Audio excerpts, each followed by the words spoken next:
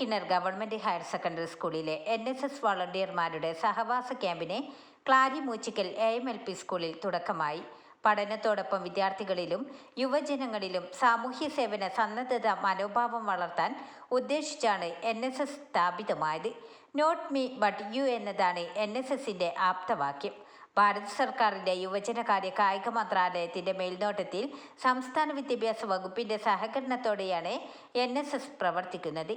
രാവിലെ principal Jaleel master പതാക ഉയർത്തി ക്യാമ്പ് ഉദ്ഘാടനം ചെയ്തു. വൈകുന്നേരം നടന്ന ഉദ്ഘാടന സമ്മേളനം ജില്ലാ പഞ്ചായത്ത് മെമ്പർ ജാസ്മിൻ അരിമ്പ്ര ഉദ്ഘാടനം ചെയ്തു. Panchayat vice president Jasna teacher അധ്യക്ഷത വഹിച്ചു.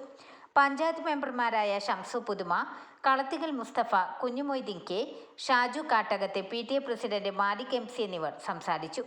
ക്യാമ്പിനോടനുബന്ധിച്ച് വിളംബര ജാഥ, സ്നേഹാരാമം, തൊഴിലാളികളോടൊപ്പം കൾച്ചറൽ പ്രോഗ്രാം, ശുചീകരണം, ആരോഗ്യം തുടങ്ങി വിവിധ പരിപാടികളും നടത്തുന്നുണ്ട്.